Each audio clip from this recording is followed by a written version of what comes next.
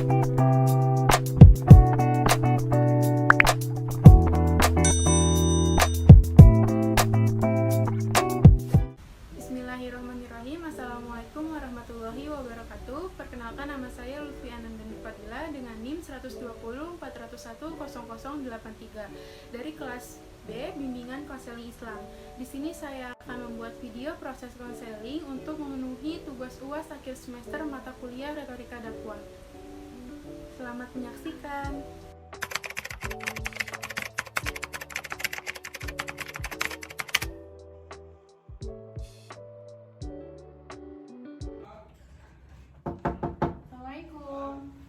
Waalaikumsalam. Silakan masuk, Kak. Iya, terima kasih, Kak. Silakan duduk, Kak. Iya, Kak, terima kasih. Baik. Selamat siang. Siang, Kak. Dengan Kakak siapa ini? Saya Jahna dari Bogor. Oh, Kak Zana dari Bogor. Bagaimana kabar Kakak hari ini? Alhamdulillah baik, namun akhir-akhir ini saya merasa sedang ada masalah. Namun saya bingung harus cerita ke siapa, oleh karena itu saya datang ke sini untuk melakukan konseling. Oke, dengan senang hati jika Kakak ingin menceritakan masalahnya kepada saya akan mendengarkannya, Kak, dan memberikan solusi yang terbaik. Namun saya izin bertanya, sebelumnya apakah Kakak pernah melakukan proses konseling? Belum, Kak. Oh, belum. Tapi Kakak sendiri tahu tidak proses konseling itu seperti apa? Kalau sedikit saya hanya mendengar dari cerita teman-teman saya. Oke, baik, Kak. Memang nih di kalangan masyarakat, khususnya remaja seperti Kak Zana ini, proses konseling itu tidak asing lagi, Kak. Di sini saya coba jelaskan sedikit proses konseling itu seperti apa. Nah, proses konseling yaitu proses bantuan yang diberikan konselor kepada konseli untuk memecahkan masalah, di mana di dalamnya terdapat asas kerahasiaan, Kak. Jadi jika Kakak menceritakan masalahnya kepada saya, Kakak tidak usah ragu, sungkan, ataupun malu. Masalah tersebut akan tersebar. Kita akan tutup rapat-rapat dan hanya kita berdua yang tahu. Seperti itu, Kak. Kakak paham? Iya, Kak, paham. Oke, langsung aja nih Kakak bisa menceritakan masalah yang Kakak hadapi. Jadi begini, Kak, permasalahan yang sedang saya hadapi akhir-akhir ini, saya merasa sulit tidur, sering merasa cemas dan tidak tenang. Oh, begitu. Mengapa hal itu muncul, Kak? Karena ayah saya menurut saya untuk masuk ke jurusan kedokteran, sedangkan saya sendiri minat di jurusan pendidikan. Oh, seperti itu. Apa yang membuat ayah Kakak menuntut Kakak untuk masuk ke dalam jurusan kedokteran? Mungkin karena dia dulu bercita-cita untuk menjadi dokter, namun tidak terwujud karena faktor ekonomi keluarganya, dan sekarang dia mengembangkan cita-citanya dengan menurut saya untuk masuk ke jurusan kedokteran.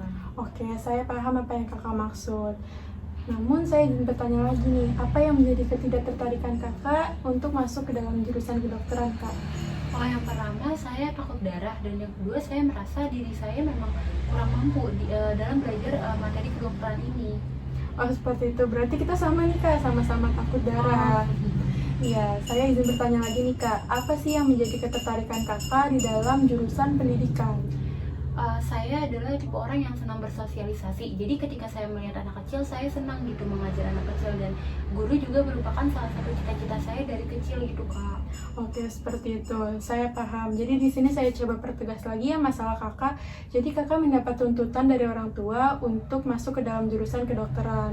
Karena ayah Kakak dulu pernah bercita-cita menjadi dokter, tetapi tidak terrealisasikan. Nah, di sini Kakak menjadi hubungan gitu ya, Kak. Jadi Kakak ditekan untuk menjadi dokter gitu ya. Betul. Tetapi Kakak sendiri justru memiliki minat di dalam jurusan pendidikan karena Kakak rasa Kakak memiliki potensi dan ingin sekali menjadi guru, begitu ya? Betul, Kak. Oke. Apa Kakak sebelumnya pernah berbicara kepada orang tua? Belum, Kak. Belum pernah. Terkait masalah ini belum pernah. Belum pernah. Apa yang membuat Kakak belum pernah? Karena ya saya tipe orang yang keras, jadi saya tidak memiliki keberanian untuk mengungkapkan pendapat saya gitu, Kak. Nah, coba di sini saya berikan solusi ya, Kak. Tadi Kakak sudah jelaskan bahwa ayah Kakak itu memiliki sifat yang keras. Nah, mungkin bisa dimulai dari Kakak sendiri. Kakak jelaskan dengan pikiran yang tenang dan tidak emosi. Kakak coba terbuka dan jelaskan bahwa apa sih yang menjadi ketidaktertarikan Kakak di dalam jurusan kedokteran? Apa sih yang menjadi ketertarikan Kakak di dalam jurusan pendidikan? Contohnya itu kayak seperti tadi di jurusan pendidikan, Kakak merasa bahwa Kakak memiliki potensi. Nah, itu bisa Kakak jelaskan kepada mereka. Nah, dengan Kakak terbuka seperti itu kepada mereka, insya Allah orang tua Kakak juga mengerti dan menerima. masukan kakak, begitu kak. Karena setahu saya orang tua kakak tidak akan memaksakan jika kakak sendiri meyakinkannya dengan alasan yang kuat dan dengan penuh kesopanan. Seperti itu kak. Oh gitu ya kak. Namun jika saya mengungkapkan pendapat saya, apakah itu tidak mengecewakan orang tua saya? Justru tidak kak, tetapi kakak harus memperhatikan hal-hal berikut nih, kayak seperti kakak memilih tutur kata yang baik, terus kakak meyakinkannya dengan alasan yang kuat. Nah, dengan itu orang tua pun pasti mengerti.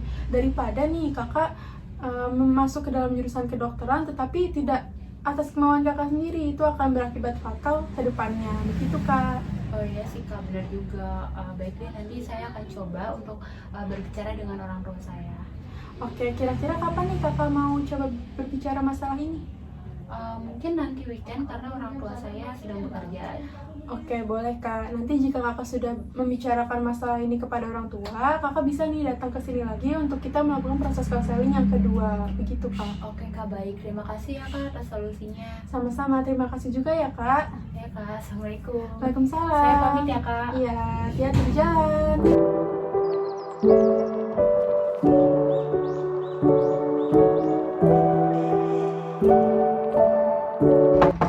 Assalamualaikum. Waalaikumsalam. Kak Zahna, silakan masuk kak. Iya kak, terima kasih. Baik Kak Zahna, silakan duduk. Iya kak, terima kasih. Oke, bagaimana kabar Kak Zahna hari ini? Alhamdulillah kak, baik. Kakak sendiri gimana? Alhamdulillah, kabar saya baik juga. Bagaimana Kak, apakah Zahna sudah menceritakan masalah kemarin kepada orang tua? Sudah kak, saya sudah menceritakan semuanya kepada orang tua saya. Oke, baik. Alhamdulillah kalau begitu. Namun, apa tanggapan mereka Kak? Alhamdulillah akhirnya orang tua saya mengerti dan menyerahkan semua keputusannya kepada saya. Namun saya bingung kak, saya takut merasa mengecewakan mereka gitu jika saya memilih jurusan yang tidak mereka inginkan, walaupun mereka sendiri sudah menyerahkan semua keputusannya ke tangan saya. Baik Kak, saya paham. Jadi Kakak sudah menceritakan semua masalah kepada orang tua Kakak, dan orang tua Kakak pun menyerahkan semua keputusannya kepada Kakak. Tetapi Kakak justru masih bingung dan takut untuk memilih jurusan tersebut, gitu ya Kak? Iya kak, betul. Saya takut mengecewakan mereka. Oke, jadi di sini saya coba berikan solusi lain nih Kak. Kakak tahu kan di dalam Islam sendiri itu jika kita merasakan cemas, takut, ataupun ragu dalam memilih sesuatu, kita dianjurkan untuk mendekatkan diri kepada Allah.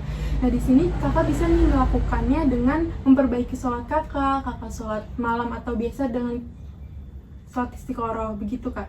Memang kalau boleh saya tahu, sholat istiqoroh ini apa aja sih kak manfaatnya?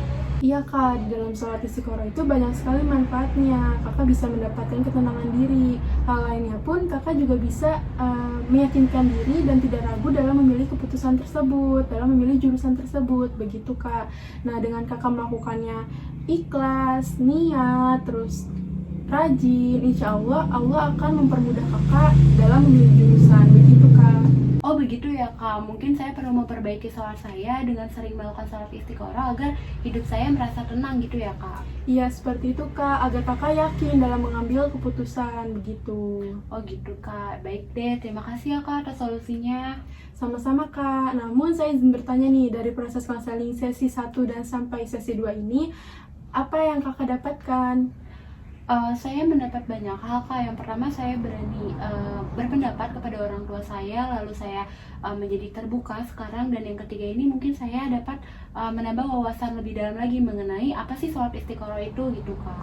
Oke, alhamdulillah Kak kalau begitu. Jadi proses konseling kita itu bisa dibilang berhasil ya Kak? Iya berhasil kak, alhamdulillah. Alhamdulillah. Semoga dengan adanya proses konseling ini kakak bisa meyakinkan diri kakak atas keputusan tersebut. Ya kak, amin. Semoga. Terima kasih banyak ya kak. Saya sangat puas melakukan konseling di sini. Iya Kak, di sini saya hanya bertugas menjadi fasilitator. Selebihnya untuk menyelesaikan masalah ada pada diri kakak. Namun ada hal yang perlu kakak tanyakan lagi? Tidak kak, cukup, semuanya sudah teratasi. Oke, kalau begitu kita akhiri proses konseling ini dengan mengucapkan hamdalah. Alhamdulillahirabbil alamin. Baik kak, kalau gitu saya langsung pamit aja ya kak. Terima kasih. Sama-sama Kak Zahna. Hati-hati di jalan ya Kak. Iya, assalamualaikum kak. Waalaikumsalam.